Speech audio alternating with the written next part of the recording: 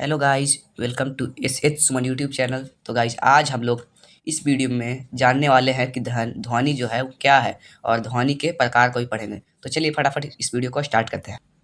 तो गाइस, मैं आप लोग को बता दूं कि ध्वनि जो होता है ना, इसको इंग्लिश में कहते हैं साउंड। क्या कहते हैं? तो साउंड। तो गाइस, हम लोग पहले देख लेते हैं कि आखिर ध्वनि जो होता है वो उत्पन्न कैसे होता है, यानी कि आवाज़ जो होता है वो कैसे उत्पन्न होता है। तो आप लोग को बता दूं कि ध्वनि जो होता है ना, दो यानी कि दो या दो से अधिक वस्तुओं वस्तुओं के टकराव से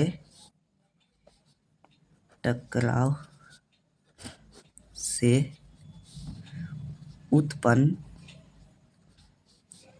तरंग को ही हम लोग ध्वनि कहते हैं। क्या कहते हैं? तो ध्वनि कहते हैं। ध्वनि कहते हैं यानी कि ध्वनि का कैसे उत्पन्न होता है, तो दो या दो से अधिक वस्तुओं के टकराव से ध्वनि उत्पन्न होता है। यानी कि आप लोग को मैं बता दूं कि ध्वनि जो होता है वो किसी एक वस्तु से उत्पन्न नहीं होगा।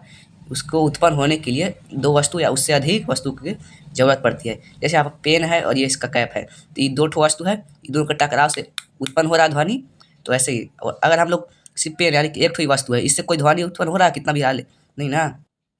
वैसे ही और जो होता है इसमें कंपन होता है। कंपन से भी कंपन जो होता है, जैसे स्पीकर आप लोग देखे होंगे, तो स्पीकर में जो कंपन होता है, तो आप लोग कहें कि वो किससे टकराता है। तो गाइस, आप लोग को मैं बता दूं कि वो जो होता है हवा यानी कि एयर से टकराता है। और इतना ज़्यादा वो वाइब्रेट होता है, कंपन होता है ना, उसके कारण वह हम लोग को आवाज़ निकलता है उससे। तो यहाँ तक आप लोग समझ गए। तो गाइस, अगर आपसे कोई पूछे कि ध्वनि को किस यंत्र द्वारा मापा जाता है, तो हो जाएगा डेसिबल। क्या? तो डेसिबल। डेसिबल यानी कि ध्वनि मापने का यंत्र कहता है, ये यूनिट है डेसिबल, इसी से ध्वनि मापा जाता है।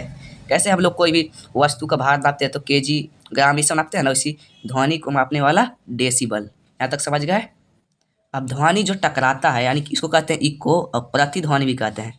क्या कहते हैं? तो प्रतिध्वनि। प्रतिध्वनि प्रतिध्वनि उसे कहते हैं जो टकरा कर वापस ध्वनि हम लोग को सुनाई देता है। इसको इंग्लिश में कहते हैं इको। तो वो कैसे होता है, मैं आप लोग को बता दूं कि जो ध्वनि जब होता है ना, किसी भी दीवार माने आप खड़ा है, आप यहाँ से चिल्लाएं और जो दीवार है ना, आपको 17 मीटर से ज़्यादा होना चाहिए, तब जाकर आप लोग को ध्वनि जो होता है वो टकराएगा। अगर 17 मीटर से कम हो जाएगा, दीवार कम रहेगा, तो आप लोग का ध्वनि जो होता है वो नहीं टकराएगा। और ज़्यादा होगा तो टकरा के आपके पास वो आवाज़ हो आ जाएगा, यानी प्रतिध्वनि। और गाइस, ये ध्वनि जो है ना, ये एक ऊर्जा भी है। क्या है? तो ऊर्जा भी है। ध्वनि एक प्रकार का ऊर्जा है। तो गाइस, अब हम लोग ध्वनि के बारे में कुछ बातें जान ली। अब हम लोग क्या करते हैं कि ध्वनि के प्रकार पढ़ते हैं। ध्वनि के प्रकार। तो गाइस, ध्वनि जो होता है वो 3 प्रकार के होता है। कितने प्रकार के? तो 3 प्रकार के। पहला होता है क्या? तो अश्रव्य ध्वनि। अश्रव्य ध्वनि। अश्रव्य ध्वनि। और दूसरा है श्रव्य ध्वनि। श्रव्य ध्वनि। तीसरा है पराश्रव्य ध्वनि। पराश्रव्य ध्वनि। तो ध्वनि 3 प्रकार के होते हैं: अश्रव्य ध्वनि, श्रव्य ध्वनि और पराश्रव्य ध्वनि। तो गाइस, एक और ध्वनि को मापने का यंत्र होता है यानी कि यूनिट होता है, उसको कहते हैं हर्ट। हर्ट हर्ट्ज कहते हैं उसको। क्या कहते हैं? हर्ट्ज। इसको हम लोग HZ से सूचित करते हैं। ठीक। तो हम लोग देख लेते हैं। तो अश्रव्य ध्वनि कितने से कितने आवृत्ति तक के होते हैं, वो हम लोग देख लेते हैं। तो अश्रव्य ध्वनि जो होता है ना, 20 से नहीं भाई 0 से 20 हर्ट्ज तक के ध्वनि को क्या कहते हैं? तो अश्रव्य ध्वनि। और श्रव्य ध्वनि में होता है, ये जो होता है अश्रव्य ध्वनि, इसको हम लोग नहीं सुन सकते हैं। ये बहुत धीरे धीरे जो होता है ना आवाज़, उसको कहते हैं अश्रव्य ध्वनि। अश्रव्य ध्वनि ये होता है 20 हर्ट्ज से 20,000 हर्ट्ज तक। हो गया। अब पराश्रव्य ध्वनि। पराश्रव्य ध्वनि होता है ना 20,000, ये 2,000 हो गया था गाइस, तो 20,000 आप लोग देख लीजिएगा। 20,000 हर्ट्ज से ज़्यादा।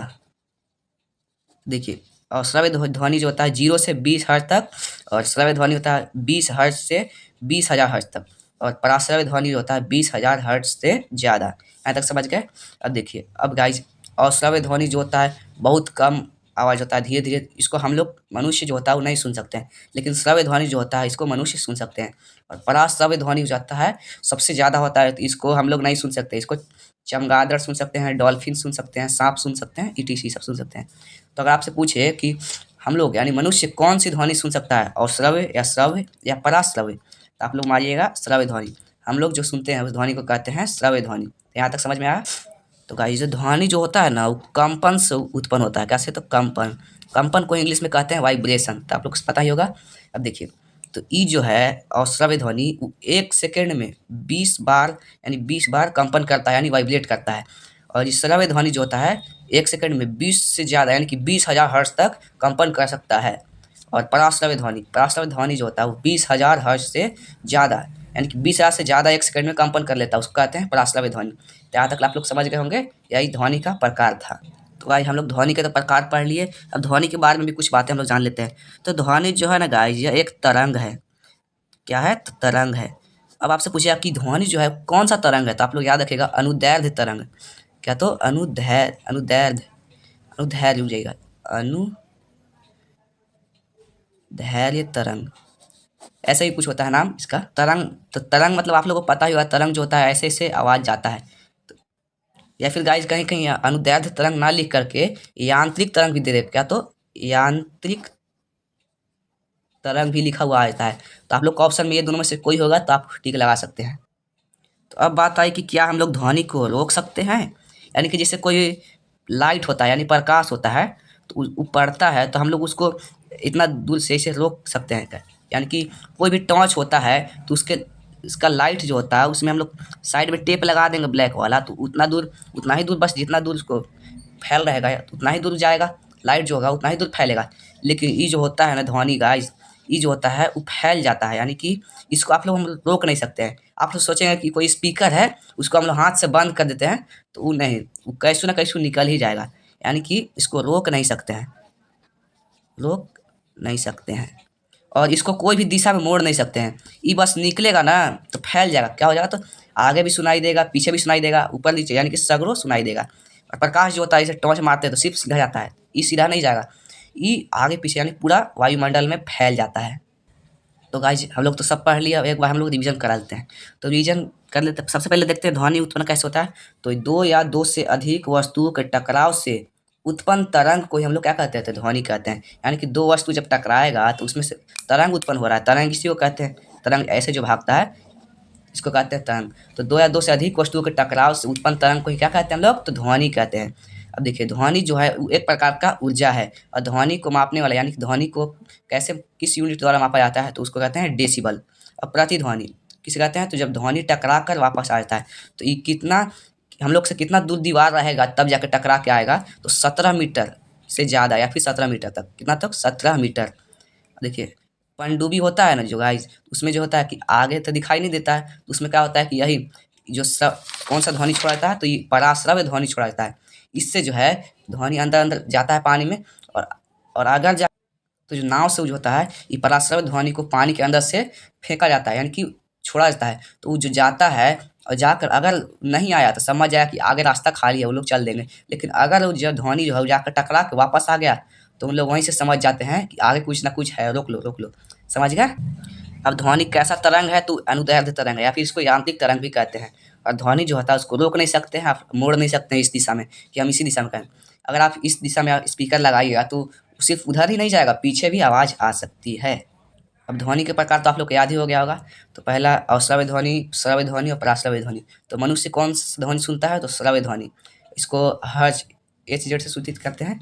तो ये अश्रव्य ध्वनि जो होता है 0 से 20,000 हर्ट्ज तक, नहीं 20 हर्ट्ज तक, सॉरी गाइज, 0 से 20 हर्ट्ज तक के आवृत्ति को कहते हैं अश्रव्य ध्वनि। श्रव्य ध्वनि 20 हर्ट्ज से 20,000 हर्ट्ज तक के श्रव्य ध्वनि, और पराश्रव्य ध्वनि तो 20,000 हर्ट्ज से ज़्यादा। समझ गए? तो आई होप गाइज आप लोग को ये समझ में आ गया होगा। अगर आपको ये वीडियो अच्छा लगा तो हमारे चैनल को सब्सक्राइब करिए, तथा ऐसे ही और वीडियो देखने के लिए बेल आइकन को दबाना ना भूलें। मिलते हैं अगले वीडियो में, तब तक के लिए जय हिंद, जय भारत।